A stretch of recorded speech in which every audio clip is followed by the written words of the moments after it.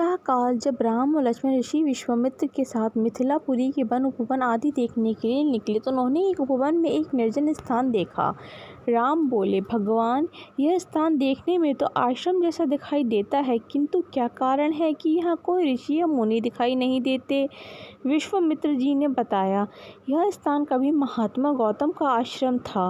वे अपनी पत्नी अहिल्या के साथ यहाँ रहा कर तपस्या करते थे। एक दिन जब गौतम ऋषि आश्रम के बाहर गए हुए थे तो उनके अनुपस्थिति में इंद्र ने गौतम के वेश में आकर अहिल्या से प्रणय याचना की। यद्यपि अहिल्या ने इंद्र को पहचान लिया था तो भी यह विचार करके कि मैं इतनी सुंदर हूँ कि देवराज इंद्र स्वयं मुझसे प्रणय याचना कर रहे हैं, अपनी स्वीकृति दे दी।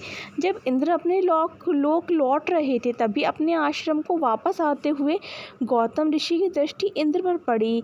उन्हीं का वे वेश धारण किए हुए थे। वे सब कुछ समझ गए और उन्होंने इंद्र को शाप दे दिया। इसके बाद उन्होंने अपनी पत्नी को शाप दिया कि रे दुर्चारिणी, तू हजारों वर्ष तक केवल हवा पीकर कष्ट उठाती हुई यहाँ राख में पड़ी रहे।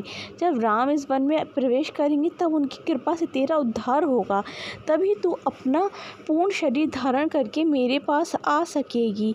यह कहकर तपस्या करने लगे। इसलिए हे राम, अब तुम आश्रम के अंदर जाकर अहिल्या का उद्धार करो। विश्वामित्र जी की बात सुनकर वे दोनों भाई आश्रम के भीतर प्रविष्ट हुए। यह तपस्या में निरत अहिल्या कहीं दिखाई नहीं दे रही थी, केवल उसका तेज संपूर्ण वातावरण में व्यक्त हो रहा था। जब अहिल्या की दृष्टि राम पर पड़ी तो उनके पवित्र दर्शन पाकर एक बार फिर सुंदर नारी के रूप में दिखाई देने लगी। नारी रूप में अहिल्या को सम्मुख पाकर राम और लक्ष्मण ने श्रद्धा पूर्वक उनके चरण स्पर्श किए। उससे उचित आदर सत्कार ग्रहण कर वे मुनराज के साथ पुनः मिथिलापुरी को लौट आए।